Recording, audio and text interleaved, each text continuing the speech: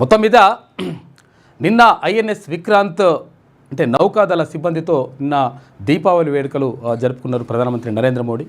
ఈ సందర్భంగా పాక్ను మోకాలపైన నడిపించడం 100% పాక్ పైన వేసినాం అనేటువంటి మాట చెప్పిండు. దీంతోపాటు ఆపరేషన్ కగార్తో ఇక్కడ దేశంలో ఉన్నటువంటి మావోయిజాన్ని నక్సలిజాన్ని పూర్తిగా తుడిచిపెట్టేటువంటి ప్రయత్నం చేస్తూ ఉన్నాం. అందులో భాగంగా ఈ ఆపరేషన్ కగార్ కొనసాగుతూ ఉంది. అయితే 139 జిల్లాల్లో ఉన్నటువంటి ఇప్పుడు మావోయిస్టులు ఇప్పుడు 11 జిల్లాలకే పరిమితం అయిపోయిండు అనేటువంటి మాటను కూడా నిన్న ప్రధాని మోడీ మాట్లాడిండు. అంటే మొత్తం మీద అక్కడ పాకిస్తాన్కి సంబంధించి తర్వాత ఇక్కడ మావోయిజానికి సంబంధించి అంతర్గత తీవ్రవాదం అనేటువంటి మాట మాట్లాడిండు ప్రధాని మోడీ. మొత్తం మీద నిజంగా ఒక రకంగా మావోయిస్టులకు గట్టి ఎదురుదెబ్బలు తగ్గుతున్నటువంటి పరిస్థితి కనిపిస్తూ ఉంది. అయితే దీనికి సంబంధించి కొంతమంది లొంగిపోతూ ఉంటే కొంతమంది మేము పోరాట పంద కొనసాగిస్తాం, మేము అడవుల్లోనే ఉంటామనేటువంటి మాటను కూడా చెప్తా ఉన్నారు. అభయ్ పేరుతో మరొక లేఖను బయటకు విడుదల చేసినారు మావోయిస్టులు. ఇట్లా కొనసాగుతూ ఉంది అది. అయితే నిన్న మొన్న కానిస్టేబుల్ని అన్యాయంగా పుట్టన పెట్టుకున్నటువంటి ఒక దుర్మార్గుడు నరరూప రాక్షసుని నిన్న పోలీసులు ఖతం చేసినారు. ఎవడు రియాజ్ అని చెప్పేసి అక్కడ నిజామాబాద్ జిల్లాలో. అయితే ఏమైంది, వీడు దొంగతనాలు తర్వాత దోపిడీలు తర్వాత హత్యలు ఇవన్నీ రకరకాలుగా చేస్తుంటాడు అనమాట.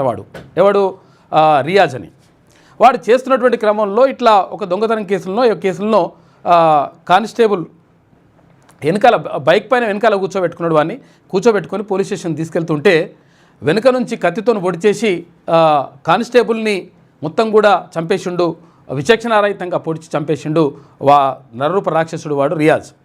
దీంతో అక్కడ కుప్పగూలిపోయిండు కానిస్టేబుల్. కానీ అక్కడ పక్కకున్న వాళ్ళు కూడా కాపాడలేకపోయారు. అంటే మానవత్వం కూడా కనిపించట్లేదు ప్రజల్లో కొంతవరకు అనేటువంటిది కూడా అర్థమవుతూ ఉంది. ఎందుకనంటే సాటి మనిషికి అన్యాయం జరుగుతూ ఉంటే, సాటి మనిషి ప్రాణాలతో కొట్టుమిట్టాడుతూ ఉంటే కాపాడాల్సినటువంటి ప్రజలు కూడా కాపాడలేకపోయిండ్రు అనేటువంటి ఆరోపణ కూడా ఉన్నది. అంటే వీడియోలు తీస్తున్నారు, తర్వాత ఫోటోలు తీస్తున్నారు, కానీ అక్కడ కాపాడలేదనేటువంటి ఆరోపణలు కూడా ఉన్నాయి. సరే, ఏది ఏమైనప్పటికీ పాపం ఆ కానిస్టేబుల్ చనిపోయిండు. అంటే వాడు పొడిచి చంపడంతో అక్కడనే చనిపోయిన తర్వాత ఈ రియాజ్ అంటోడు వాడైతే దొంగ ఉన్నాడో వాడు పారిపోతే వాని కోసం పోలీసులు గాలింపు చర్యలు చేపట్టిండ్రు. రకరకాలుగా 50,000 రూపాయల రివార్డు కూడా ప్రకటించిన తర్వాత నిజామాబాద్ పరిసరాల్లో మొత్తం కూడా ఇట్లా గాలిస్తూ ఉంటే తర్వాత కొంతమంది సమాచారం మేరకు పోలీసులు వాడిని పట్టుకొస్తే వాళ్ళు అంటే ఆ పట్టుకున్న క్రమంలో కూడా ఒక వ్యక్తికి భారీగా గాయాలైనవి. ఆ తర్వాత వాడిని తీసుకొచ్చి హాస్పిటల్ తీసుకొచ్చారు వైద్య పరీక్షల నిమిత్తం. తీసుకొస్తే ఆడికి వచ్చిన తర్వాత పోలీసుల దగ్గర ఉన్న రివాల్వర్ లాక్కొని పోలీసులని చంపేటువంటి ప్రయత్నం చేసినట్టు వాడు. దాంతో ఆత్మరక్షణలో భాగంగా అంటే మనం కొన్ని ఎన్కౌంటర్లు అసలు యాక్చువల్గా మనము ఇది కరెక్ట్గా అని సమర్థించము. కాకపోతే ఈ విషయంలో మాత్రం పోలీసులు చేసినటువంటి చర్యను శభాష్ అని మెచ్చుకోవాలి. ఎందుకంటే నరరూప రాక్షసులు కూడా వానికి తిండి పెట్టి మంచిగా చేసి వానికి అన్ని రాజమర్యాదలు చేసేసి ఇట్లా చేస్తే ఏమవుతుందంటే ఎవడైతే నరరూప రాక్షసులు చంపేస్తారో తర్వాత ఈ మర్డర్లు చేస్తారో వానికి ఊతమిచ్చినట్టు అవుతుంది. అరే మనకు కూడా ఏం కాదులే అనేటువంటి ఒక భయం లేకుండా అయిపోతుంది. కాబట్టి ఆ కానిస్టేబుల్ చంపినటువంటి రియాజ్ గారిని రివాల్వర్ లాక్కుంటుంటే ఆత్మరక్షణలో భాగంగా కాల్చి చంపేసిండ్రు. సరే, ఆత్మరక్షణలో చేసిండ్రా కావాలని చేసిండ్రా అది పక్కకు పెట్టేస్తే మంచి పని చేసిండ్రు. ఎప్పటికప్పుడు ధన్మని అప్పటికప్పుడు అక్కడ పరిష్కారం అయిపోయింది. అక్కడ రియాజ్ గారిని ఖతం చేసి పడేసిండ్రు. అంటే ఎవడైతే నిజంగా ఒకవేళ మనుషుల్ని ఇష్టం వచ్చినట్టుగా చంపుతాం, మేము ఏమైనా చేస్తాం, తర్వాత మేము అరాచకాలు సృష్టిస్తామని చెప్పేసి అనుకున్నోనికి ఒక మంచి భయాన్ని మాత్రం క్రియేట్ చేసిండ్రు పోలీసులు. దానికి శభాష్ అని చెప్పాలి. ఎందుకంటే పాపం మా కానిస్టేబుల్ కుటుంబం ఎంత ఆవేదనలో ఉంటుంది, ఎంత బాధలో ఉంటుంది. అరే పాపం ఆయన అక్కడ బైక్ పైన ఎక్కించుకొస్తుంటే కానిస్టేబుల్ని చంపేసిందంటే వాడు ఇంకా ఎంత రాక్షసుడు వాడిని అంటే నిజంగా వాడు లాక్కుంటుంటే తీసి చంపిర్రా లేకపోతే వాడిని కావాలని చంపిర్రా పక్కకు పెడితే అని చంపడమే కరెక్ట్ అని చెప్పేసి మొత్తం కూడా సమాజం అంటున్నటువంటి పరిస్థితి. కాబట్టి అటువంటి వాళ్ళకి అటువంటి శిక్షలు ఉంటేనే బాగుంటుంది అనేటువంటిది కూడా ఒక వాదన వినిపిస్తూ ఉంది. కొంతమంది అంటారు ఇక ప్రజాస్వామ్య హక్కులు, తర్వాత ఇంకా కొంతమంది ఏమంటారంటే అట్టెట్టా చంపుతారండి, ఇట్లా ఏదైనా ఉంటే కోర్టు శిక్ష చేయాలి కదా అంటారు. మరి ఆత్మరక్షణ మరి ఏం చేస్తాం? ఇదివరకు ఒకరిని చంపాడు, ఇంకొకరిని చంపితే పరిశాన్ అవుతుంది కదా. కాబట్టి ఏసి పడేయడమే కరెక్ట్ అని చెప్పేసి చాలామంది అంటూ ఉన్నారు. ఆ రాక్షసుని ఖతం చేసి పడేసిండ్రు. ఇక దీపావళి వేడుకలు నిన్న ఘనంగా జరిగినాయి. మొత్తం కూడా అంతా నిన్న జరిగినాయి. తర్వాత ఇవాళ కూడా నోములు వ్రతాలు ఉన్నట్టున్నాయి. ఇవాళ కేదారం వ్రతాలు ఇవన్నీ కూడా చేస్తారు కదా. ఈ నోములు వ్రతాలు ఇవన్నీ కూడా ఉన్నాయి. కొంతమంది నిన్న చేసుకుంటారు, కొంతమంది ఇవాళ కూడా చేసుకుంటారు. అందరికీ కూడా దీపావళి తర్వాత ఈ నోముల శుభాకాంక్షలు మంచి జరుపుకోవాలని చెప్పి కోరుకుందాం. ఇవాళ అన్ని పేపర్లు రావు కాబట్టి కొన్ని పేపర్లే ఉంటాయి. మన శనార్థి తెలంగాణ పేపర్ ఉన్నట్టు, తర్వాత ఇంకో దిశ పేపర్ ఇట్లా ఉన్నట్టున్నాయి. మిగతా పేపర్లు రావు, అవి కూడా ఆన్లైన్లో ప్రధానమైనటువంటి వార్తల్ని మనం చూసేటువంటి ప్రయత్నం చేద్దాం. మార్నింగ్ న్యూస్లో ముందుగా మన పేపర్ని చూద్దాం. నానితో బుట్టబొమ్మ, అగో ఫస్ట్ ఇదే ఉన్నట్టుందిగా సినిమా వార్త. సుజిత్ డైరెక్షన్లో రానున్న కొత్త సినిమా, హీరోయిన్గా పూజా హెగ్డే నటించనుందని చెప్పేసి టాక్ అంట. బుట్టబొమ్మనా ఈ పాట నాదేనా, ఆమెనేనా? ఇక ప్రాణాలు దక్కించుకోవడమే ప్రథమ కర్తవ్యం, ఆ తర్వాతే ఉద్యమ నిర్మాణంపై దృష్టి, దక్షిణ బస్తర్పై పట్టు జారితే అంతే సంగతులు, ఇక్కడ బలగాలను నిలువరించడమే అతి ముఖ్యం. మల్లోజుల వేణుగోపాల్ ఆసన్న ఎలాంటి సమాచారం ఇస్తారనోనే అని దానిపై మావోయిస్టు కేంద్ర నాయకత్వంలో టెన్షన్ మొదలైందంటే, ఎందుకంటే వీళ్ళిద్దరూ కేంద్ర కమిటీ సభ్యులుగా ఉన్నారు. తర్వాత వీళ్ళు అంటే అగ్రనాయకులుగా ఉన్నటువంటి మల్లోజుల వేణుగోపాల్ ఆలియాస్ అభయ్, తర్వాత ఇక్కడ ఆసన్న ఆలియాస్ తక్కల్లపల్లి వాసుదేవరావు, వీళ్ళు లొంగిపోవడంతో అరే ఇప్పుడు వీళ్ళు లొంగిపోయినరు, మన సమాచారం అంతా కూడా తెలుసు కదా, ఎక్కడెక్కడ మనం సంచారం చేస్తాం, ఎక్కడెక్కడ ఉంటాము, ఎక్కడెక్కడ స్థావరాలు ఉంటాయి, ఇవన్నీ కూడా తెలుసు కదా, ఒకవేళ వీళ్ళు పోలీసులకు కనుక సమాచారం అందిస్తే మన పరిస్థితి ఏంది అనేటువంటి ఆందోళన ఇక్కడ మావోయిస్టుల్లో నెలకొంది అని చెప్పేసి కథనం కనిపిస్తూ ఉంది.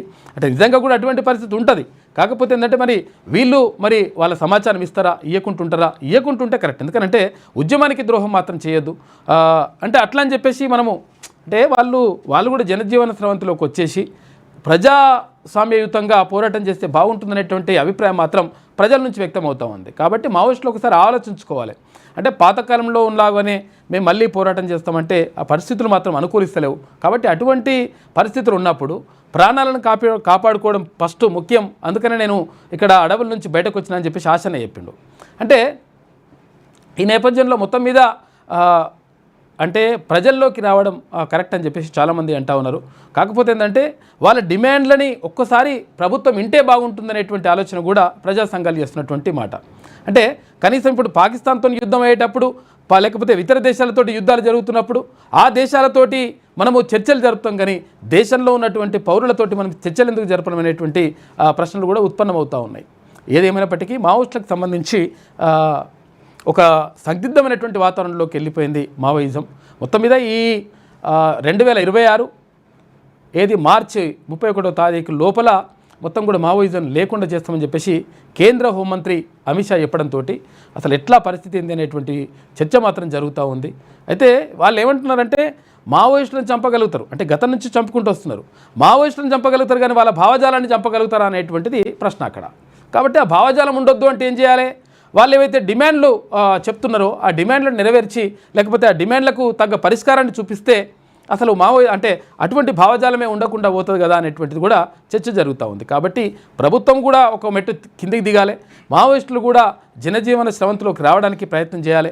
ఈ రెండు చర్చలు జరిపి ఒక సుహృద వాతావరణంలో ఒక ముగింపు అనేటువంటిది పలికితే బాగుంటుంది అనేటువంటిది చాలామంది చెప్తున్నటువంటి మాట విశ్లేషకులు.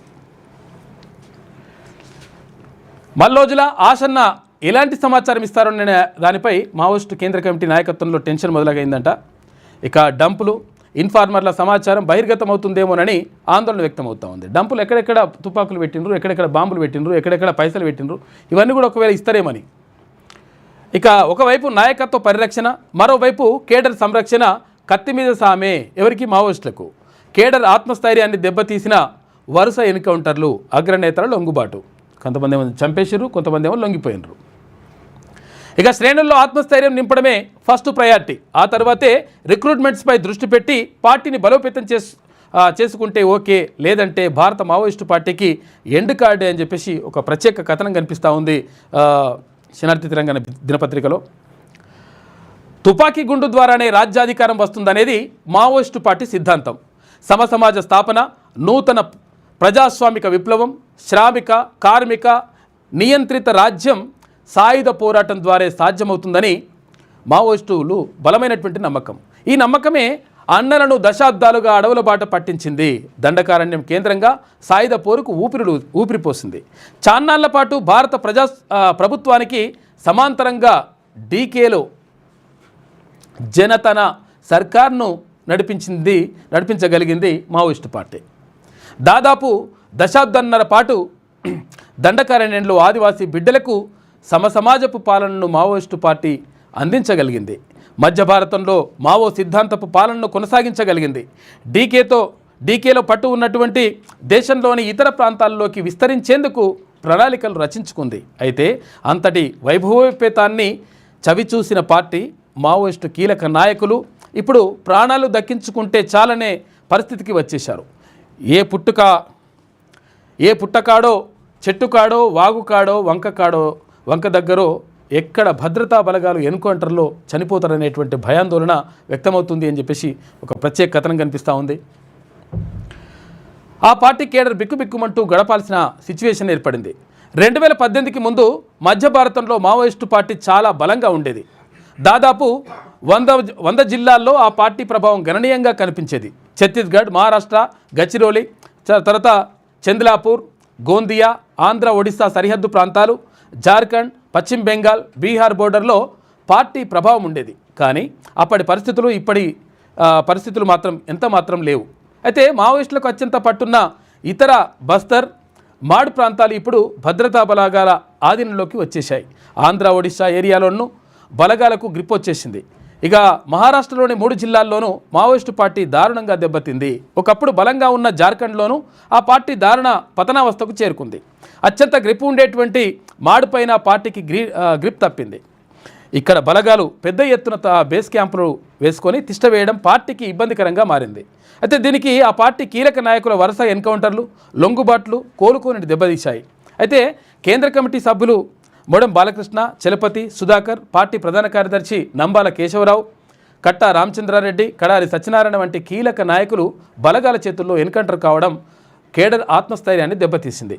దీనికి తోడు మావోయిస్టు పార్టీ పోలిట్ బ్యూరో సభ్యుడు మల్లోజుల వేణుగోపాలరావు, ఇటు కేంద్ర కమిటీ సభ్యులు తక్కెళ్లపల్లి వాసుదేవరావు ఆలియాస్ ఆశన్న లొంగుబాటు మావోయిస్టు పార్టీని కుదిపేసింది. వీరి లొంగుబాటు మావోయిస్టు సిద్ధాంతానికి పూర్తి విరుద్ధమని ఆ పార్టీ చెబుతుంది. మావో తుపాకీ గుండు సాయుధ తిరుగుబాటు ద్వారానే శ్రామిక రాజ్యం సాధ్యమవుతుందని చెప్పారు. కానీ మల్లోజుల ఆశన్న మాత్రం ఇటు దశాబ్దాల పాటు ఆ సిద్ధాంతాలనే నమ్ముకొని అడవుల్లో ఉద్యమాలు చేసి ఇప్పుడు అవే తుపాకులను మహారాష్ట్ర, ఛత్తీస్గఢ్ ప్రభుత్వాలకు అప్పగించడం ఇది ఏ విధంగా వారు సమర్థించుకుంటారనే అభిప్రాయాలు వ్యక్తమవుతున్నాయి. ఇక మల్లోజుల, ఆశన్నల మావోయిస్టు పార్టీలో కీలక బాధ్యతలు నిర్వర్తించినందున పార్టీకి సంబంధించిన అత్యంత కీలక సమాచారం వారి వద్ద ఉండే అవకాశం ఉంది. ఎక్కడెక్కడ డంపులు ఉండొచ్చు, దండకారణ్యంలో పార్టీకి సంబంధించిన ఇన్ఫార్మర్ల సమాచారంపై ఆ ఇద్దరు నాయకులకు ఒక స్పష్టమైన అంచనా ఉండే అవకాశం ఉంది. అయితే ఇప్పుడు అదే విషయం ప్రస్తుత పార్టీ కేడర్ను ఆందోళనకు గురిచేస్తోంది. పార్టీ నాయకత్వం దాచిపెట్టిన ఆయుధాల డంపులు గురించి సమాచారం ఏమైనా ఈ ఇద్దరు నాయకులు కేంద్ర రాష్ట్ర ప్రభుత్వాలకు తెలియజేస్తారా అనే అనుమానాలు కూడా మావోయిస్టు పార్టీ అగ్రనాయకత్వాన్ని వెంటాడుతున్నట్టు ప్రచారం జరుగుతుంది. అదే జరిగితే ఇప్పుడు పరిస్థితుల్లో బలీయంగా ఉన్న బలగాలతో మావోయిస్టుల పోరాటం కష్టమనే ఒపీనియన్స్ వ్యక్తమవుతున్నాయి. అయితే దీంతో పాటు మావోయిస్టు పార్టీకి మొదటి నుంచి ఇన్ఫార్మర్ల వ్యవస్థే ఆయువు పట్టు. మల్లోజుల పొలిట్ బ్యూరో స్థాయి నాయకుడు అయినందున పార్టీకి సంబంధించిన ఇన్ఫార్మర్ల వ్యవస్థ గురించి మంచి అవగాహన ఉండే ఛాన్స్ ఉంది. ప్రస్తుతం మల్లోజుల సరెండర్ అయినందున ఆయన బలగాలకు దండకారణ్యంలోని మావోయిస్టు పార్టీకి సంబంధించిన వేగుల సమాచారాన్ని ఎక్కడ బలగాలకు చేరేస్తారోననే భయం కూడా పార్టీ నాయకత్వాన్ని వెంటాడుతున్నట్టు తెలుస్తుంది. ఇక ప్రస్తుతం కీలక నాయకులు మొత్తం దక్షిణ బస్తర్లోనే తలదాచుకుంటున్నట్లు సమాచారం. ఇక్కడ ఆ పార్టీకి యొక్క ఇన్ఫార్మర్ల వ్యవస్థ, అక్కడి కేడర్ నేతల మూమెంట్స్, వారి కదలికలకు సంబంధించిన కీలక సమాచారం కనుక బలగాలకు చేరితే దక్షిణ బస్తర్ కూడా త్వరలోనే బలగాల ఆధీనంలోకి వచ్చే అవకాశాలే ఎక్కువగా ఉన్నాయి. అందుకే ఇప్పుడున్న పరిస్థితుల్లో మావోయిస్టు పార్టీ కేంద్ర నాయకత్వం తమ ప్రాణాలను కాపాడుకోవడానికి ఫస్ట్ ప్రయారిటీ ఇస్తున్నట్లు అర్థమవుతుంది. ఆ తర్వాత పరిస్థితులు చక్కబడితే మళ్లీ ఉద్యమాన్ని నిర్మించుకోవచ్చని భావిస్తోంది. అందుకే ఆ దిశగానే ఆ పార్టీ అగ్రనాయకత్వం అత్యంత జాగరూకతతో వ్యవహరిస్తున్నట్లుగా సమాచారం. ఇందులో ఏమాత్రం తేడా వచ్చినా భారత మావోయిస్టు పార్టీకి ఎండ్ కార్డు పడడం ఖాయంగా కనిపిస్తుంది అని చెప్పేసి ఒక ప్రత్యేక కథనం కనిపిస్తూ ఉంది శనార్థి దినపత్రికలో. మొత్తం మీద ఇక్కడ మావోయిస్టులకు సంబంధించి గడ్డు పరిస్థితులు కనిపిస్తూ ఉన్నాయి. ఎందుకంటే ఇక్కడ మావోయిస్టు పార్టీలో ఉన్నటువంటి ఎవరైతే నక్సల్స్ అగ్రనేతలు ఉన్నారో అగ్రనేతలు చాలామంది కూడా ఎన్కౌంటర్లో చనిపోవడంతో పాటు అగ్రనేతలు కొంతమంది లొంగిపోయినరు. ఈ లొంగిపోయిన వాళ్ళు చనిపోయిన వాళ్ళతో మొత్తం కూడా పార్టీకి భారీ దెబ్బ తగిలింది. ఈ నేపథ్యంలో మరి ఇప్పుడు ఇక్కడ లొంగిపోయిన వాళ్ళు అడవులో ఉన్నటువంటి మావోయిస్టుల యొక్క సమాచారం ఏమైనా తెలియజేస్తారేమో, కేంద్ర రాష్ట్ర ప్రభుత్వాల బలగాలకు తెలియజేస్తారేమో. ఒకవేళ వాళ్ళు చెప్తే కనుక అక్కడ లోపల ఉన్నటువంటి డంపులు కానీ, అంటే అడవుల్లో ఉన్నటువంటి డంపులు కానీ, తర్వాత అడవుల్లో ఉన్నటువంటి స్థావరాలు కానీ ఇక్కడ బలగాలకు తెలిసేటువంటి అవకాశం ఉంటుంది. కేంద్ర బలగాలకు కానీ రాష్ట్ర బలగాలకు కానీ ఇది తెలిసేటువంటి అవకాశం ఉంటుంది. తెలిస్తే ఎట్లా, ఒకవేళ ఆ దాడులు జరిగితే ఎట్లా, వాటిని మనం రక్షించుకోవడం ఎట్లా అనేటువంటి పరిస్థితులు నెలకొన్నట్టుగా కనిపిస్తూ ఉంది. ఏది ఏమైనప్పటికీ అక్కడ ఒకసారి కేంద్ర ప్రభుత్వం ఈ మావోయిస్టులతో చర్చలు జరిపితే బాగుండే అనేటువంటి వాదన మాత్రం వినిపిస్తూ ఉంది. చర్చలు జరిపితే వాళ్ళు ఏం కోరుతారు, తర్వాత కేంద్ర ప్రభుత్వం ఒప్పుకుంటుందా ఒప్పుకోదా, ఒప్పుకోకపోతే ఏంటి, తర్వాత ఒప్పుకుంటే ఏంటి, అంటే ఒకవేళ నిజంగా అవి న్యాయపరమైనటువంటి డిమాండ్లే ఉంటే ఒప్పుకోవచ్చు కదా అనేటువంటి అభిప్రాయం కూడా వ్యక్తం అవుతూ ఉంది. ఏది ఏమైనప్పటికీ మొత్తం మీద మావోయిస్టులకు గడ్డు పరిస్థితులు మాత్రం కనిపిస్తూ ఉన్నాయి ఇప్పుడున్నటువంటి పరిస్థితుల్లో. ఇక రియాజ్ ఎన్కౌంటర్, కానిస్టేబుల్ హంతకుడి నిందితుడు హతమైండు. టీఆర్ కానిస్టేబుల్ దగ్గర నుంచి గన్ లాక్కునే ప్రయత్నం చేసిండట. ఏఆర్ కానిస్టేబుల్ వాసు అయితే ట్రిగ్గర్ నొక్కడంతో అప్రమత్తమైన పోలీసులు ఇక నిందితుడిపై కాల్పులు జరపడంతో హతమైండు. కానిస్టేబుల్ కుటుంబానికి ₹1,24,00,000 పరిహారం, తర్వాత 300 గజాల జాగా కూడా ఇస్తామని చెప్పేసి ప్రకటించిండ్రు డీజీపీ గారు. నిజంగా కూడా అసలు యాక్చువల్గా పాపం అన్యాయంగా చంపేసిండు కానిస్టేబుల్ని. ఈ వేస్ట్ పిల్లవాడు వాడిని పని చేసిన మంచిగా. ఇట్లా వేస్తేనే ఏంటంటే ఇంకొకరు భయం ఉంటుంది, ఇష్టం వచ్చినట్టుగా హత్యలు చేయొచ్చు, సపరేట్గా పోయి జైల్లో పడవచ్చు అని చెప్పేసి అనుకునే పరిస్థితి ఉండకుండా ఇట్లా సత్వర న్యాయం ఉంటే తేలిపోతుంది లెక్క. ఇక కట్నం ఓకే, బంగారంతోనే భయం ఉందట ఇప్పుడు పరిస్థితి అంతా కూడా. కట్నం ఇస్తేందుకు సరే ఎంతో కొంత మాట్లాడుకొని ఇస్తాం కానీ మరి బంగారం పెట్టమంటే ఎట్లా, ఎందుకంటే బంగారం అయిపోయింది. ఇప్పుడు 1,30,000 1,35,000 దాకా అవుతున్నట్టుంది రేటు. అది 1,50,000 కూడా తొందరలోనే అవుతుందని చెప్పేసి అంటున్నారు. అది ఏది 70,000 ఉన్న బంగారం డబుల్ అయ్యడానికి ఒక ఏడాది కూడా పట్టలే, ఏడాది కాలంలోనే డబుల్ అయిపోయింది. దాంతో మొత్తం బంగారం పెట్టాలంటే భయపడుతున్నట పబ్లిక్. పెళ్లి చేయాలంటే పసిడికే అంటే బంగారానికే 10 లక్షలు కావాల్సిందే. 5 ఏళ్ల క్రితం తులం బంగారం 48,000, ప్రస్తుతం ₹1,28,890. 30,000 కూడా దాటింది, 1,30,000 దాటింది. రేట్లు చూసి బెంబేలెత్తుతున్న మధ్యతరగతి ప్రజానికం బంగారం పేరు చెబితేనే జడుసుకుంటున్న పబ్లిక్ అని చెప్పేసి అట్లయింది పరిస్థితి. బంగారం ఈ మాట వింటే చాలు ఇప్పుడు మధ్యతరగతి ప్రజానికానికి వణుకు పుడుతోంది. పసిడి ముచ్చట ఎత్తితే చాలు వణికిపోతున్నారు.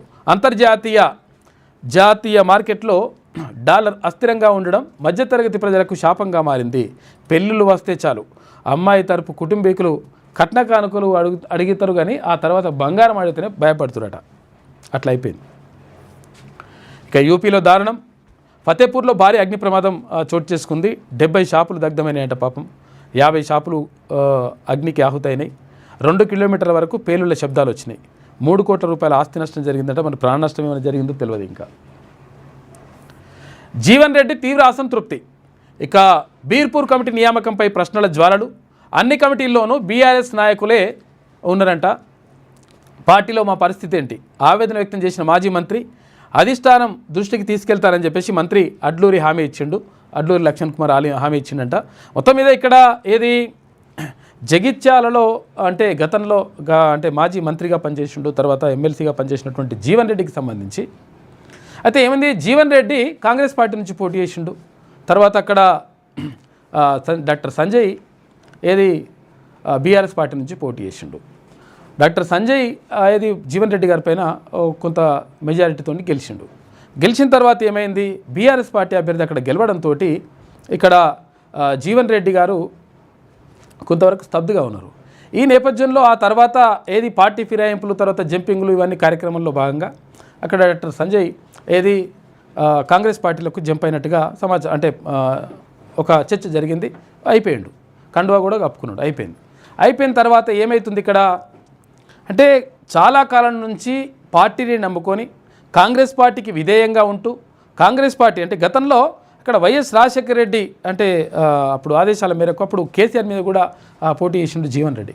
ఇట్లా పార్టీ కోసమే పనిచేసి పార్టీ కోసమే మొత్తం కూడా జీవితం అంతా అర్పించినటువంటి జీవన్ రెడ్డి ఇప్పుడు ఆవేదన చెందుతున్నాడు. అంటే ఇతర పార్టీల నుంచి వచ్చినటువంటి జంప్ అయినటువంటి నాయకులకు ఎక్కువ ప్రియారిటీ ఇస్తున్నారు. తర్వాత ఆ నాయకులు చెప్పినటువంటి వాళ్ళకే ఇక్కడ నామినేటెడ్ పోస్టులు కథా కార్ఖానా అంతా కూడా జరిగిపోతూ ఉంది. మరి కాంగ్రెస్ పార్టీని నమ్ముకున్నటువంటి నా పరిస్థితి ఏందని చెప్పేసి ఆయన గతం నుంచి ఆవేదన వ్యక్తం చేస్తూ ఉన్నాడు. అయితే నిజంగా కూడా ఆయన ఆవేదనలో న్యాయం ఉన్నది. ఎందుకంటే ఆయన కొంచెం నిబద్ధత కలిగినటువంటి మనిషి జీవన్ రెడ్డి. ఎప్పుడు కూడా ప్రజలతోనే ఉంటాడు, ఉన్నది ఉన్నట్టుగా కడుపులేం పెట్టుకోకుండా మాట్లాడతాడు. అంటే బీసీల కోసం కూడా మాట్లాడండి, బీసీల గురించి కూడా మాట్లాడండి. అరే మా 10% కూడా జనాభా లేదు, ఏది 5% జనాభా ఉంటే 10% రిజర్వేషన్ ఎట్లా ఇస్తారు మాకు ఈడబ్ల్యూఎస్ పేరుతోటని ఆయన్ని అడిగాడు జీవన్ రెడ్డి. అటువంటి జీవన్ రెడ్డి ఇప్పుడు చాలా బాధపడతా ఉన్నాడు. అంటే కాంగ్రెస్ పార్టీని నమ్ముకున్నా నేను, కాంగ్రెస్ పార్టీ నాకు అసలు యాక్చువల్గా మంచి చేయాలి, తర్వాత అన్ని రకాలుగా ఉండాలి, కానీ అండగా ఉంటామని చెప్పి హామీ ఇవ్వాలి. ఎందుకనంటే కాంగ్రెస్ పార్టీ అధికారంలో ఉంది. కానీ ఇతర పార్టీల నుంచి వచ్చిన వాళ్లకు అవకాశాలు ఇస్తూ ఆ పార్టీ అంటే ఇతర పార్టీలు వచ్చిన నాయకులకు ఎవరైతే బీఆర్ఎస్ పార్టీ నుంచి వచ్చినటువంటి ఎమ్మెల్యే ఉన్నాడా ఆ ఎమ్మెల్యే చెప్పిన వాళ్ళకే మొత్తం కూడా పదవులన్నీ ఇచ్చేస్తూ ఉన్నారు. మరి మా పరిస్థితి ఏంది అని చెప్పేసి జీవన్ రెడ్డి తీవ్ర అసంతృప్తితో ఉన్నాడు గతం నుంచి కూడా.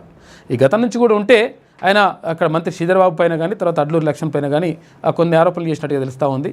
ఏదేమైనప్పటికీ అడ్లూరు లక్ష్మణ్ కుమార్ సౌమ్యుడు తర్వాత ఆయన కూడా మాట్లాడినట్టు జీవన్ రెడ్డి గారితో మాట్లాడేసి అట్లేం లేదన్న 100% మేము ఈ విషయాన్ని అధిష్టానం దృష్టికి తీసుకెళ్ళేసి నీకు అట్లా అన్యాయం జరగకుండా చూస్తామని చెప్పేసి అక్కడ అడ్లూరు లక్ష్మణ్ కుమార్ చెప్పినట్టుగా తెలుస్తూ ఉంది. ఏదేమైనప్పటికీ అక్కడ జీవన్ రెడ్డి గారు మొత్తం మీద ఆవేదనలో ఉన్నాడు. ఎందుకంటే సొంత పార్టీలకు అన్యాయం జరుగుతుంది, ఇతర పార్టీల జంపు జలానికి మంచి జరుగుతుంది అనేది ఆయన వాదన. ఇక ఘనంగా దీపావళి వేడుకలు ఉదయం భక్తులతో దేవాలయాలు కిటకిటలాడినాయి. ఇవాళ కూడా ఉంటుండొచ్చు అట్లే. సాయంత్రం పల్లెలు పట్టణాల్లో క్రాకర్స్ మోత, ఏది పటాకులు, చిన్న పెద్ద అందరూ కలిసి సంబురాలు. వేడుకల్లో పాల్గొన్న పీఎం సీఎం సెలబ్రిటీలందరూ కూడా నిన్న ఘనంగా జరుపుకున్నారు. రాహుల్జీ త్వరగా పెళ్లి చేసుకోండి. దీపావళి సందర్భంగా ఢిల్లీలోని ఘాంటేవాలా స్వీట్ షాప్ను సందర్శించిన రాహుల్ గాంధీ. అయితే స్వయంగా లడ్డు జాంగ్రీ తయారు చేసిండు ఆయన. ఏడికి పోయినా కానీ ఆయన ఏది ఉంటుంది కులవృత్తులు కూడా చేస్తుంటాడు రాహుల్ గాంధీ. స్వయంగా లడ్డు జాంగ్రీ తయారు చేసిన రాహుల్ గాంధీ రాహుల్ను పెళ్లి చేసుకోవాలని కోరిన షాప్ ఓనరు ఇక పెళ్లి స్వీట్ల ఆర్డర్ కోసం ఎదురు చూస్తున్నట్లుగా వెల్లడి అని చెప్పేసి ఒక వార్తగా కనిపిస్తూ ఉంది. అంటే ఇట్లా కామెడీగా, సార్ ఎప్పుడు పెళ్లి చేసుకుంటారు సార్, మేము స్వీట్లు కూడా పంపిస్తాం మీ పెళ్ళికి అని అన్నాడట ఎవరు ఆ షాప్ యజమాని. అంటే ఇక సరే అని పాపం ఏం చెప్పాలని అర్థం కాని పరిస్థితి. నిజంగా కూడా ఒక సందిగ్ధమైనటువంటి పరిస్థితిలో ఉన్నాడు అంటే ఆయన రాహుల్ గాంధీ. అంటే ఇక్కడ రాజకీయాలు, తర్వాత ఇక్కడ అంటే పర్సనల్ లైఫ్, మరి ఎట్లా పెళ్లి చేసుకుందాం అనుకుంటే పెళ్లి చేసుకుంటే మళ్ళీ ఎప్పుడు ఏమైనా ఆటంకం అవుతుంది అట్లా అని చెప్పేసి పాపం మొత్తం కూడా 50 ఏళ్ళు దాటిపోయినాయి, అయినా కానీ ఇంకా పెళ్లి చేసుకోకుండా అట్లనే ఉండిపోయిండు రాహుల్ గాంధీ. దానిపైన అందరూ అడుగుతురట. దేశవ్యాప్తంగా దీపావళి వేడుకలు అత్యంత వైభవంగా జరిగాయి. చెడుపై మంచి సాధించిన విజయాన్ని సూచించే ఈ పండుగ సందర్భంగా దేశమంతా ఆధ్యాత్మిక శోభతో వెలిగిపోయింది. పల్లెలు పట్టణాలు అనే తేడా లేకుండా ప్రతి ఇల్లు దీపాలతో కలకలలాడింది. ఉదయం నుంచే పండుగ వాతావరణం నెలకొనగా కొత్త బట్టలు ధరించి చిన్న పెద్ద అందరూ కలిసి సాంప్రదాయబద్ధంగా లక్ష్మీదేవి పూజలు నిర్వహించారు. అయితే దేశం తెలంగాణ సంస్కృతి సాంప్రదాయాలు ఉట్టిపడేలా ఈ వేడుకలు జరిగాయి. దీపావళి పర్వదినం సందర్భంగా రాష్ట్రంలోని ప్రముఖ దేవాలయాలన్నీ భక్తులతో కిటకిటలాడాయి. హైదరాబాద్లోని మహాలక్ష్మి దేవాలయాలు, చిలుకూరు బాలాజీ, యాదగిరిగుట్ట శ్రీ లక్ష్మీనరసింహస్వామి ఆలయాలు, ఇటు ఇతర జిల్లాల్లోని దేవాలయాలకు భక్తులు పెద్ద సంఖ్యలో తరలివచ్చారు. ఇక లక్ష్మీదేవిని పూజించడం ద్వారా సిరి సంపదలు కలుగుతాయని భక్తులు విశ్వసిస్తారు. ప్రత్యేక పూజలు అలంకరణలతో ఆలయాలు కోలాహలంగా మారాయి. భక్తుల రద్దీని దృష్టిలో ఉంచుకొని దేవాలయాల వద్ద ప్రత్యేక ఏర్పాట్లు కూడా చేసిండ్రు. సాయంత్రం వేళ దీపాల సంబురాలు పతాక స్థాయికి చేరుకున్నాయి. ఇక చీకటిని తరిమే దివ్యల దీపాలు వెలిగించిన అనంతరం పల్లెలు పట్టణాల్లో క్రాకర్స్ మూత మోగింది. అయితే పిల్లలు యువత ఉత్సాహంగా బాణసంచా కాల్చారు. రంగురంగుల దీపాలు ఆకాశంలో మెరిసిన టపాసులతో ఆకాశం కాంతులేనింది. యువత గ్రూపులుగా ఏర్పడి సరదాగా క్రాకర్స్ కాల్చుతూ స్వీట్లు పంచుతూ తమ ఆనందాన్ని పంచుకున్నారు. ఈ దీపావళి వేడుకల్లో దేశ రాష్ట్ర స్థాయి ప్రముఖులు పాల్గొన్నారు. ప్రధానమంత్రి నరేంద్ర మోడీ దేశ ప్రజలకు దీపావళి శుభాకాంక్షలు తెలిపారు. ఇక తెలంగాణ ముఖ్యమంత్రి రేవంత్ రెడ్డి దీపావళి వేడుకల్లో పాల్గొన్నారు.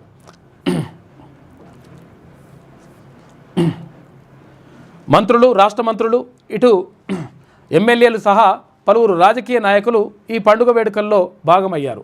సినీ క్రీడా ప్రముఖులు కూడా తమ అభిమానులకు శుభాకాంక్షలు చెప్తూ సందేశాలు పంపారు. అభిమానులతో ఆనందాన్ని పంచుకున్నారు. మాదాపూర్ సున్నం చెరువులో ఇల్లు కోల్పోయిన బాధితులతో కలిసి కేటీఆర్ దీపావళి వేడుకలు జరుపుకున్నారు. గచ్చిబౌలి మాజీ కార్పొరేటర్ కుమిరిశెట్టి సాయిబాబాతో కలిసి బాధితులకు టపాసులు అందజేశారు. దీపావళి రోజున కేవలం పూజలు, బాణాసంచా కాల్చడం మాత్రమే కాకుండా బంధుమిత్రులతో కలిసి ఆనందంగా గడపడం ఆనవాయితీ. ప్రజలు స్వీట్లు, మిఠాయిలు పంచుకున్నారు.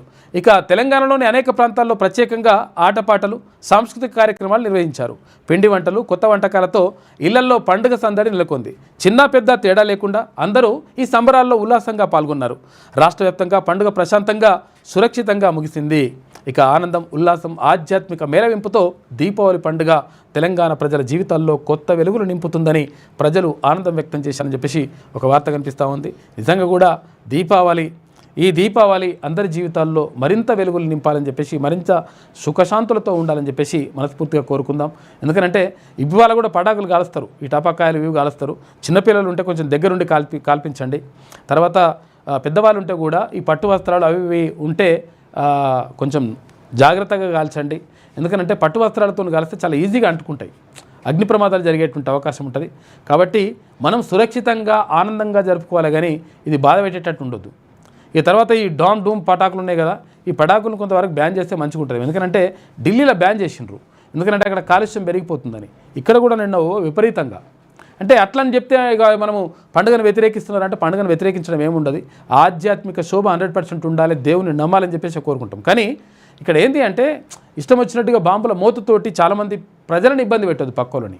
అట్లా చేసుకొని సంతోషంగా ఉంటే మంచిగా ఉంటుంది.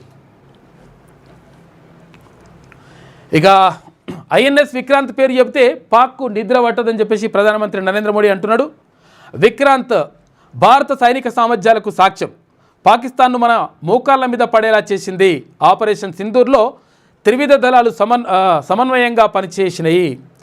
ఇక పీఓకే అంటే పాక్ ఆక్రమిత కాశ్మీర్, అది పాక్ ఆక్యుపైడ్ కాశ్మీర్లోని ఉగ్ర స్థావరాలను విజయవంతంగా దెబ్బతీశాయి. ప్రధాని నరేంద్ర మోడీ వ్యాఖ్యలు. ఇక ఐఎన్ఎస్ విక్రాంత్పై నౌకాదళ సిబ్బందితో నిన్న దీపావళి వేడుకలు జరుపుకుంటూ ప్రధానమంత్రి నరేంద్ర మోడీ అక్కడ నౌకాదళ సిబ్బందితోటే అక్కడనే ఉన్నాడు. అక్కడనే నిన్న మొన్న నైటు ఉండి వేడుకల్లో పాల్గొన్నాడు. రేవంత్ నయా నరకాసురుడంట.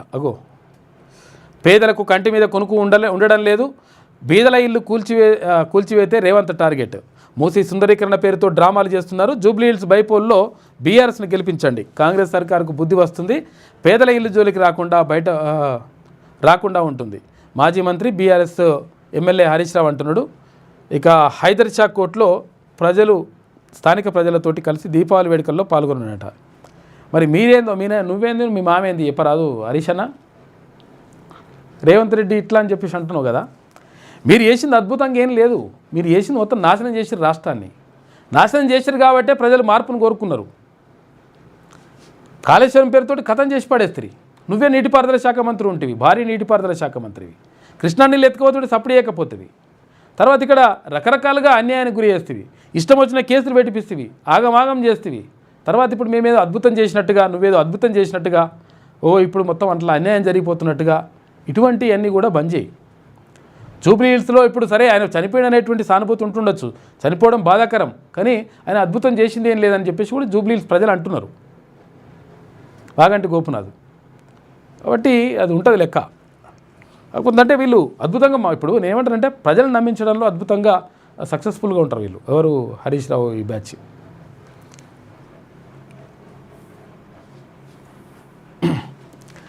ఇక స్పేస్ ఎక్స్ సరికొత్త మైలురాయి, 10,000 శాటిలైట్లను ప్రయోగించిన సంస్థ, అధికారికంగా ప్రకటించిన స్టార్లింక్ భవిష్యత్తులో 30,000కు పైగా విస్తరించాలని స్పేస్ ఎక్స్ టార్గెట్గా పెట్టుకుందంట. మొత్తం మీద విజయవంతంగా కొనసాగుతూ ఉంది. ఇక రాష్ట్రానికి వర్ష సూచన, 3 రోజుల పాటు వానలు ఉంటాయంట. 40 కిలోమీటర్ల వేగంతో ఈదురుగాలు వీచే ఛాన్స్ ఉందంట. అన్ని జిల్లాల్లో తేలికపాటి జల్లులు భారత వాతావరణ శాఖ హెచ్చరిస్తూ ఉంది. మళ్ళీ వానలు కొడుతున్నాయట. ఈసారి కొంతవరకు ఎక్కువనే కొడుతున్నట్టున్నాయి వానలు, అంటే గతంలో కంటే కొంతవరకు నయమే ఉన్నాయి వానలు. ఇక నో కింగ్స్, ట్రంప్ ఒంటెద్దు పోకడలపై అమెరికన్లు ఫైర్ అవుతా ఉన్నారు. మొత్తం 50 నగరాల్లో భారీ ఆందోళనలు చేసిండ్రు అమెరికాలో. అరే నీ ఇష్టం వచ్చినట్టుగా నిర్ణయాలు తీసుకుని ఇదేంద్ర నాయన నువ్వు అసలు యాక్చువల్గా ఈ టారిఫ్లు ఏంది, పీరిఫ్లు ఏంది, నీ ఇష్టం వచ్చిన అడ్డమైన నిర్ణయాలు ఏంది, నాకు శాంతి బహుమతి కావాలని చెప్పేసి నువ్వు అశాంతి సృష్టిస్తూ ఉన్నావు, ఏంద్రా బాబు నీ బాధ ఏందని చెప్పేసి అక్కడ ప్రజలు మొత్తం కూడా రోడ్ల మీదకి వచ్చేసిండ్రు అమెరికాలో. ఏ ప్రభుత్వాలు ఒకవేళ ప్రజా వ్యతిరేక విధానాలు అవలంబిస్తే ఇంకో ఇట్లనే ఉంటుంది పరిస్థితి. ట్రంప్ సామాన్యుడేనని నినాదాలు, నిరసనలకు యూరోప్ దేశాల నుంచి మద్దతు వచ్చింది. హేట్ అమెరికా నిరసనలు అంటున్న శ్వేతసౌధం. శ్వేతసౌధం అంటే అక్కడ అమెరికా అధ్యక్షుడు ఉండేది, అధ్యక్ష భవనం. ముందు జాగ్రత్తగా జాతీయ బలగాలు మోహరించిరట. చూసుకో, ఆ పరిస్థితి వచ్చింది. నో కింగ్, నువ్వు కింగు కాదరని ఆయన, కింగు లేదు బొంగు లేదు అంటున్నట వాళ్ళు.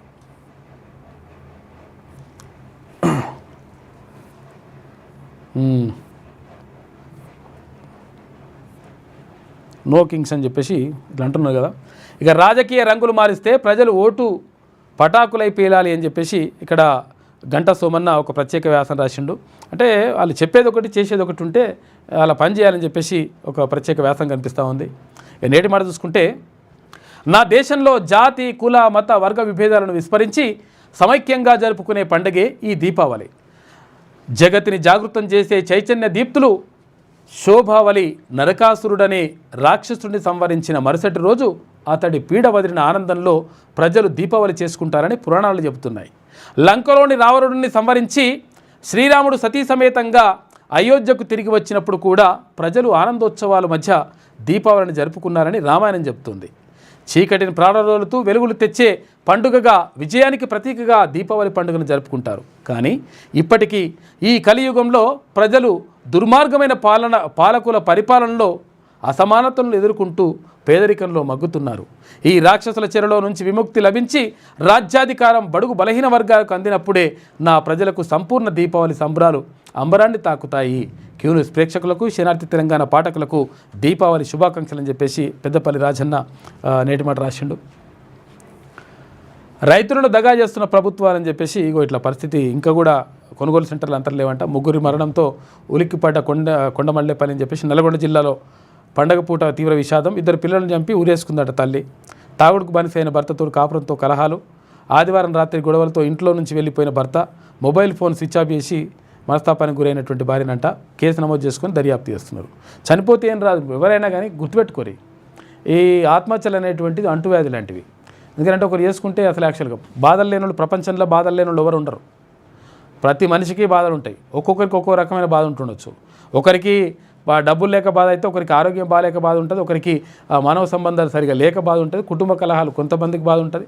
రకరకాలుగా ఏదో రకమైనటువంటి బాధతోటి మాత్రం బరాబర్ ఉంటారు. బాధలు లేని వాళ్ళు ఉండరు. అట్లా అని చెప్పేసి బాధ ఉన్నప్పుడు ప్రతి ఒక్కరు చచ్చిపోతే మీ భూమి మీద ఎవడు ఉండడు. కాబట్టి బాధలు ఉంటే, కష్టాలు ఉంటే ఆ కష్టాలను ఎట్లా ఎదుర్కోవాలి, ఏం కథ అనే దానికి మనం ప్రయత్నం చేయాలి. అదే జీవితం. జీవితాన్ని పోరాటం ఎందుకంటారంటే జీవన పోరాటంలో అంటారు. అంటే జీవితాన్ని ఎప్పుడు కూడా పోరాటంలాగా ముందుకు వెళ్తుండాలేదని, ఇక అట్లా మేము చచ్చిపోతాం పిచ్చిపోతాం అంటే ఎవరు ఉండరు. కాబట్టి చచ్చిపోతే ఏదో సానుభూతి వస్తుంది అనుకుంటారు. చచ్చిపోతే మీరు చేసింది ఏం గొప్ప విషయం ఏం కాదు, చాలామందికి అన్యాయం చేసినట్టు లెక్క. కాబట్టి చచ్చిపోవడం కరెక్ట్ కాదు. అటువంటి ఆలోచన రాకుండా చూసుకోవాలి. ఎప్పుడు సమస్యలు ఉంటే ఆ సమస్య ఎట్లా పరిష్కారం చేసుకోవాలి అనేటువంటిది దానిపైన దృష్టి పెట్టాలి తప్ప చావు అనేటువంటిది పరిష్కారం ఎప్పుడు కూడా కాదు. అంటే చాలామంది అట్లా చేస్తుంటారు అనమాట. ఇంకా చచ్చిపోతే తర్వాత మేము హీరోలం అన్నట్టు. హీరోలు ఏమి ఉండదు లెక్క. ఏది మూడొద్దులు సావు నాడు ఉన్నది, మూడొద్దుల నాడు ఉండదు, మూడొద్దుల నాడు ఉన్నది, దినాల నాడు ఉండదు అంటారు. ఏది ఏడుపు. కాబట్టి మర్చిపోతారు పబ్లిక్. కాబట్టి ఏదో చచ్చిపోతే సాధించేది ఏముండదు, ఉండి సాధిస్తే కరెక్ట్గా ఉంటుంది లెక్క. కొట్లాడేది స్థానిక రిజర్వేషన్ కోసం కాదు, అసెంబ్లీ సీట్ల రిజర్వేషన్ మీద అని చెప్పేసి ఒక ప్రత్యేక వ్యాసం కనిపిస్తూ ఉంది. బాలు కత్తుల రాసిండు. సమాచార హక్కు చట్టాన్ని నీరుగారుస్తున్న అధికారులు, సామాజిక ఆర్టీఐ కార్యకర్తల ఆవేదన. ఆర్టీఐ దరఖాస్తుల్లో పొందుపరిచిన వ్యక్తులతో డీల్ అంట. సమాచారం ఇవ్వడానికి సాకులు చెబుతున్న అధికారులు. ఇట్లా అయిపోయారు అధికారులు కొంతమంది. గిరిజనపల్లెల్లో ఘనంగా ప్రారంభమైన గుస్సాడి ఉత్సవాలని చెప్పేసి. ఎందుకంటే ఇది గుస్సాడి ఎవరికి, ఇక్కడ ఆదిలాబాద్ జిల్లాలో ఎవరు అక్కడ ప్రత్యేకంగా ఆదివాసీ బిడ్డలు ఉంటారు కదా, ఆదివాసీ బిడ్డలు జరుపుకునేటువంటి పండుగల్లో గుస్సాడి నృత్యం వాళ్ళ ప్రత్యేకమైనటువంటి అది ఉంటుంది. కాబట్టి అక్కడి వాళ్ళు చేసుకుంటారు. ఉమ్మడి ఆదిలాబాద్ జిల్లాలో గిరిజన జీవన శైలి ప్రతిబింబించే దంగడి గుస్సాడి పండుగ ఘనంగా ప్రారంభమైంది. అయితే ఇది గోండులు జరుపుకుంటారు. ఈ గుస్సాడి గోండులు చాలా అద్భుతంగా చేసుకుంటారు ఆదివాసీ బిడ్డలు.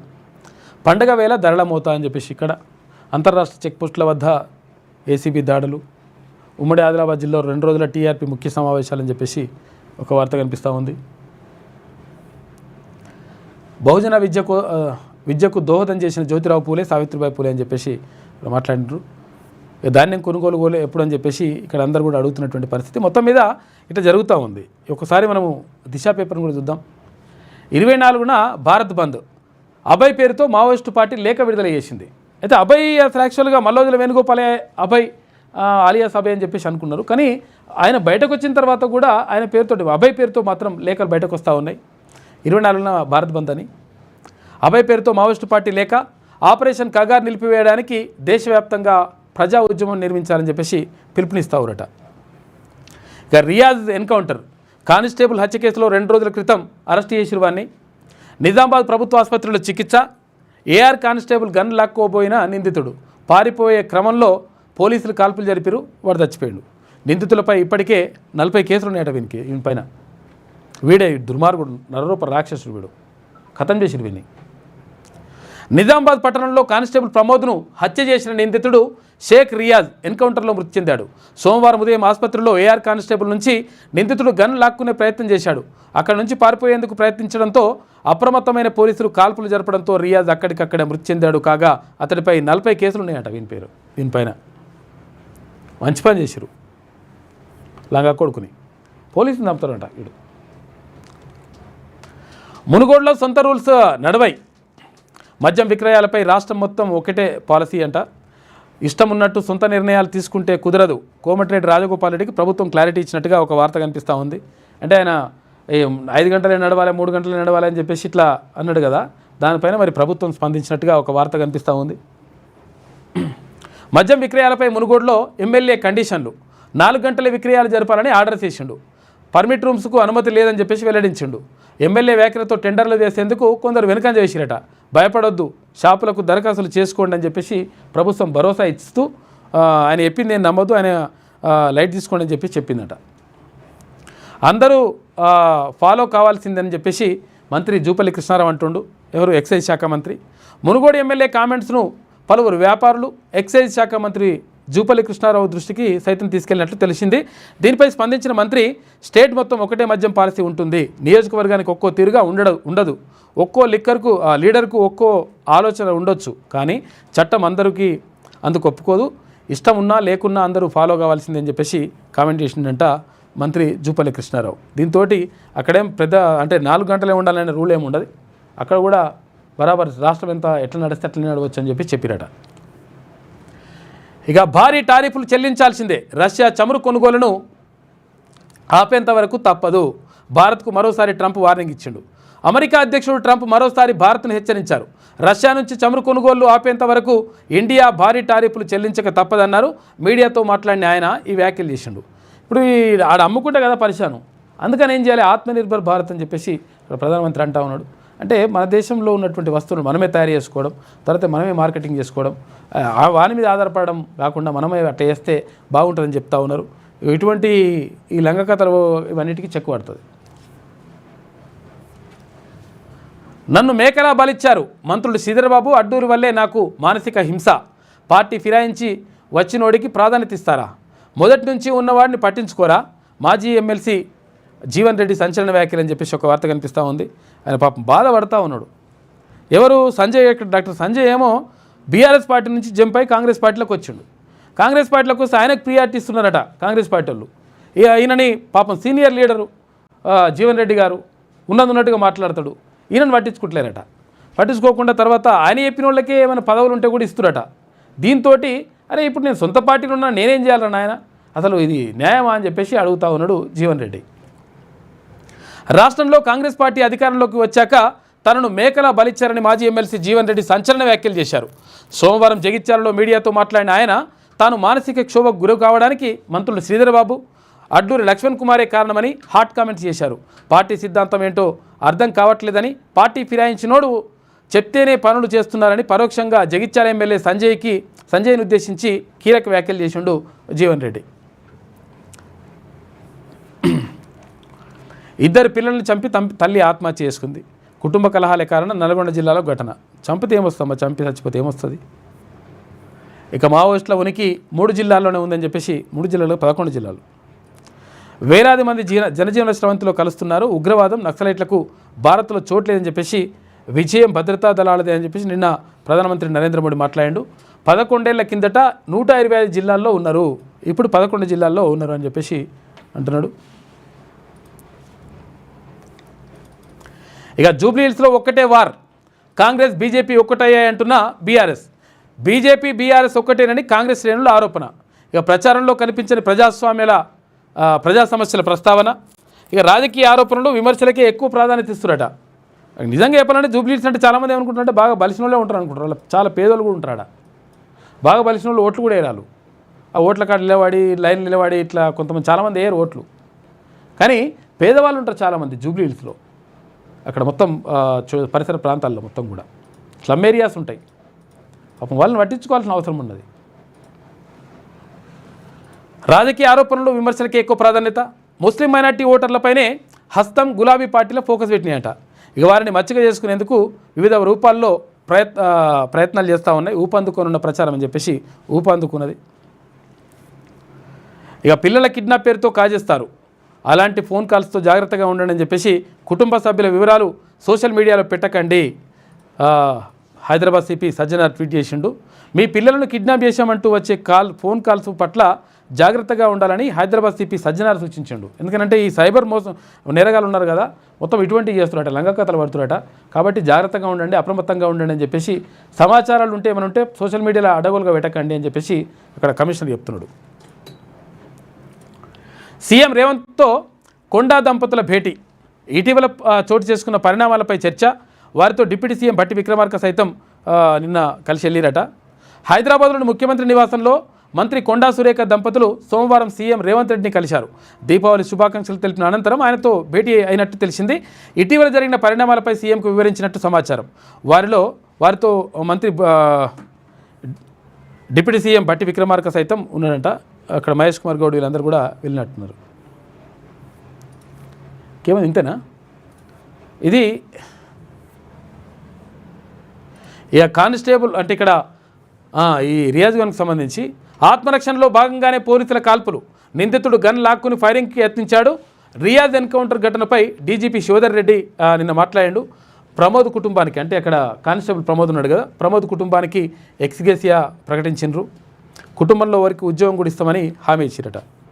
ఏ కానిస్టేబుల్ హీరోస్ నెత్తురోడుతున్న నేరగాలను వదలరు, ప్రాణాపాయంలోనూ పట్టువీడరు, ప్రజలతో మమేకమవుతూ కేతల ఛేదనలో కీలకంగా ఉంటారు. నిజంగా కూడా కానిస్టేబుల్స్ నిజంగా పాపం వాళ్ళకు పండుగ ఉండదు, పబ్బం ఉండదు. తర్వాత అందరూ దసరా ఉత్సవాల్లో జరుపుకుంటుంటే వీళ్ళేమో భద్రతా పేరుతోటి రోడ్డు మీద నిలబడతారు. అందరూ సంతోషంగా ఈ దీపావళి ఇవన్నీ వేడుకలు జరుపుకుంటుంటే పాపం అందరూ వాళ్ళేమో అక్కడ ఉంటారు. ఇట్లా కానిస్టేబుల్ కానీ ఎస్ఐలు కానీ కింది స్థాయి ఉద్యోగులందరూ కూడా పోలీసులు పాపం నిరంతరం ప్రజాసేవలో మునిగిపోతారు. వాళ్ళు ప్రజల కోసం అంటే ఉంటారు. అంటే కొంతమంది ఎవడో ఇప్పుడు లంకకథలు పట్టుకోలు కూడా ఉన్నారు అందులో కూడా. కానీ మొత్తం మీద ఎక్కువ శాతం పోలీసులు ప్రజల సంక్షేమం కోసం, ప్రజలు శాంతి భద్రతతో ఉండాలని చెప్పేసి కోరుకుంటారు. వాళ్ళు ఎప్పుడు కూడా పబ్లిక్ కోసం పనిచేస్తారు. 24 గంటలు వాళ్ళు డ్యూటీలో ఉండాలంటే 24 గంటలు చేయరు, కానీ ఎప్పుడు పిలిస్తే అప్పుడు వెళ్ళడానికి రెడీగా ఉండాలి. వీళ్ళకు ధర్నాలు చేస్తానికి వీలు లేదు, వాళ్ళు రాస్తారోకలు చేయడానికి వీలు లేదు, వాళ్ళు సంఘాలు పెట్టుకోవడానికి వీలు లేదు, వాళ్ళకి ఏది వీలు లేదు. వాళ్ళ పాపం వాళ్ళకు హక్కులు ఉండవు, కేవలం బాధ్యతలు మాత్రమే ఉంటాయి. అటువంటి పరిస్థితులు ఉన్నోళ్ళు పోలీసులు. పాపం మా పోలీసులు చాలా ఇబ్బందులు పడుతూ ఉంటారు. తర్వాత ఇంకొకటి ఏంటంటే ఇక్కడ రకరకాలుగా ప్రాణాలకు తెగించి కొంతమంది నేరస్తులను పట్టుకొచ్చేటప్పుడు ఏమవుతుందో కూడా తెలియదు. చూసిరుగా ప్రాణమే పోయింది పాపం నిజామాబాద్ జిల్లాలో. అటువంటి పని చేస్తూ ఉంటారు పోలీసులు. నిజంగా వాళ్లకు రక్షణ కల్పించాల్సిన అవసరం ఉన్నది. తర్వాత ఏక్ పోలీస్ అని విధానం తీసుకొస్తున్నారు ప్రభుత్వం. గతంలో కేసీఆర్ చెప్పిండు, అవతల పడ్డాడు. పాపం వాళ్ళకు అది కూడా అడుగుతూ ఉన్నారు. ఆరోగ్య భద్రత కానీ ఉద్యోగ భద్రత అంటే తర్వాత ఇవన్నీ కూడా భద్రత కల్పించమని వాళ్ళు కోరుకుంటున్నారు. దాంతోపాటు పాపం చాలా సిలిండర్స్ ఒక 4-5 సిలిండర్స్ అట్లే మొత్తం పెండింగ్లు ఉన్నాయంట. అరే పిల్లలకు ఫీజులు కట్టుకోవడానికి ఇబ్బంది అవుతుంది, అరే చిన్న ఫంక్షన్లు చేసుకోవాలంటే కూడా పైసలు లేకుండా అయిపోతున్నాయి, దారుణమైన పరిస్థితిలో ఉన్నామని చెప్పేసి చాలామంది పోలీసులు, కానిస్టేబుల్, తర్వాత ఇక్కడ ఎస్ఐలు, ఇక్కడ కింది స్థాయి ఉద్యోగులందరూ కూడా ఆవేదన వ్యక్తం చేస్తున్నారు. కాబట్టి ప్రభుత్వం దీనిపైన దృష్టి పెట్టాల్సిన అవసరం ఉన్నది. ఎందుకంటే వాళ్ళు నిరంతరం ప్రజల కోసం చేస్తూ ఉంటారు. మా జర్నలిస్ట్ ఎట్లయితే చేస్తారో జర్నలిస్టులు కూడా ఇంకా వీళ్ళకు జర్నలిస్టులకు రూపాయి జీతం కూడా ఉంటుంది. అంటే కొంతమందికి ఇప్పుడు అట్లుంటుంది. జర్నలిస్టులు కూడా ప్రజల కోసమే పనిచేస్తారు, ఇక్కడ పోలీసులు పనిచేస్తుంటారు. కాబట్టి పోలీసులని నిజంగా కూడా ఆదుకోవాల్సిన అవసరం, బాధ్యత ప్రభుత్వం పైన ఉంటుంది. కాబట్టి కానిస్టేబుల్ హీరోస్ అని చెప్పేసి ఒక కథనం వేసినట్టుంది దిశ పత్రిక. ఇంకోసారి ఇది చూస్తే ఇది అంటే ఏమైనా అప్డేట్స్ వచ్చినాయి చూస్తే కూడా మనం అవి కూడా ఒకసారి చూసుకోవచ్చు మనము. ఎందుకంటే ఏమాయ్ రా ఇక జూబ్లీహిల్స్ నియోజకవర్గం అని చెప్పేసి ఒక జూబ్లీహిల్స్ ఉప ఎన్నిక నామినేషన్లకు చివరి రోజు ఇప్పటిదాకా 94 నామినేషన్లు వచ్చినాయట జూబ్లీహిల్స్ ఎన్నికకి సంబంధించి. ఏమో అటు ఇటు పోతలేదు ఇది, ఈ బుక్ అంటుంది ఏదో, అడ్వర్టైజ్మెంట్లు ఎక్కువ ఉన్నట్టున్నాయి, వార్తలు తక్కువ అడ్వర్టైజ్మెంట్లు ఎక్కువ ఉన్నట్టు అనిపిస్తుంది. రైట్, ఇక బస్టాండ్ దగ్గర నిల్చున్న భార్య ముఖంపై ఉమ్మేసిన భర్త 2 రోజుల తర్వాత ఏమైందంటే అని చెప్పేసి మరి ఏమైందో కథ ఇదేందో. రియాజ్ మృతదేహానికి అర్ధరాత్రి 2 గంటలకు పోస్టుమార్టం పూర్తి చేసినట్ట. ఎన్కౌంటర్ వరకు ఏం జరిగిందంటే అని చెప్పేసి చెప్తా ఉన్నారు. నరరూప రాక్షసుడు వాడు. హైదరాబాద్లో పటాకులు పేల్చుతూ 47 మందికి గాయాలైనట. ఇగో సరోజిని హాస్పిటల్కి పోయారు. సరోజిని హాస్పిటల్ ఏంటంటే కంటి దవాఖాన. కళ్ళకి చాలా ఇబ్బంది అవుతుంది, చాలామంది జాగ్రత్తగా ఉండండి. ధూల్పేటలో అగ్ని ప్రమాదం, పతంగుల గోదాంలో మంటలు చెలరేగినాయట. గత్యంతరం లేకనే కాల్పులు. రియాజ్ ఎన్కౌంటర్పై నిజామాబాద్ సిపి కీలక ప్రకటన చేసిండు. ఏం చేయాలని అర్థం కాకనే ఆయన పని చేసినామని చెప్తున్నారు. సరే ఎట్లా చేసిరో ఏం కథనో తెలియదు తర్వాత విషయం, కానీ మన పని చేసిర్రు, చేయాలి. మనం అటువంటి దాన్ని మనం సమర్థించదు. అంటే అయ్యో అట్టెట్లా చేసినారు ఇట్లా అవసరం లేదు, రాక్షసుని చంపేయాల్సిందే. ఇంకా జూబ్లీహిల్స్ ఎన్నికలకు సంబంధించి అవి అన్నీ మొత్తం ఉన్నట్టున్నాయి. తిరుపతి జూ పార్క్లోని వైట్ టైగర్ మృతి అంట. సదర్ దున్నపోతు చాలా కాస్ట్లీ, లిక్కర్ ప్రత్యేక ఆకర్షణగా నిలుస్తుందని చెప్పేసి అంటున్నారు. వీటికి మందు కూడా తాగిపిస్తారట. ఏది వీడికి మందు పోయాలంట, హార్డు దాన్ని ఏమంటారు, దాన్ని బ్రాండీ విస్కీ తాగిపోయాలట దానికి. ఎందుకంటే దాన్ని కురిదిలో పోస్తారు అట్లా. తర్వాత అవి ఏం తింటాయి అంటే బాదాము, కిస్మిస్, తర్వాత పిస్తా, తర్వాత ఏది కాజు, ఇవి తింటాయి అన్నమాట. అవి బాగా వాటిని పెంచాలంటే మొత్తం లక్షలతో కూడుకున్న పని అది. అవి కొనాలంటే కోట్ల రూపాయలు. సదర్ ఉత్సవాలు కూడా చాలామంది చేస్తూ ఉంటారు, మొత్తం కూడా రాష్ట్ర వ్యాప్తంగా జరుగుతూ ఉన్నాయి. హైదరాబాద్లో ఎక్కువ చేస్తారు. ఇంకా ఇక్కడ యాదవ సోదరులు అంటే రాష్ట్ర వ్యాప్తంగా కానీ దేశవ్యాప్తంగా కానీ చేస్తుంటారు. ఇక్కడ కొంచెం ప్రత్యేకత ఉంటుంది. అంటే దున్నపోతులని తీసుకొచ్చేసి తర్వాత ఊరేగించడం, తర్వాత అవన్నీ కూడా ఎంత నున్నగా ఉంటాయో నిజంగా. ఇట్లా ఇట్లా ఇట్లా ముట్టుకుంటే జారిపోయేటట్టుంటాయి. వాటికి నూనె కూడా పెడతారు ఇట్లా. తెలంగాణలో బోనాల అత్యంత మస్తు గ్రాండ్గా చేసే మరో పండుగ సదర్ ఉత్సవం.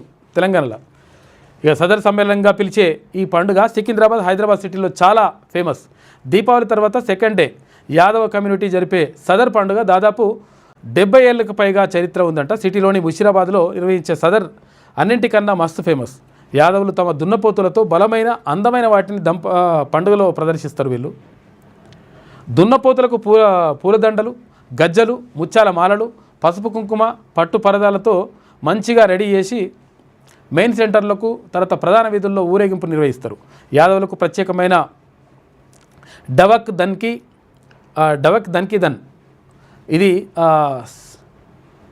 స్పెషల్ ల్యాండ్స్తో దున్నపోతులు చుట్టూ స్టెప్పులు వేస్తూ సంబరాలు చేసుకుంటారు. దున్నపోతులతో కుస్తీ పడుతూ విన్యాసాలు, డ్యాన్సులు చేస్తారు. ఇది సదర్కు స్పెషల్ అట్రాక్షన్గా నిలుస్తాయి.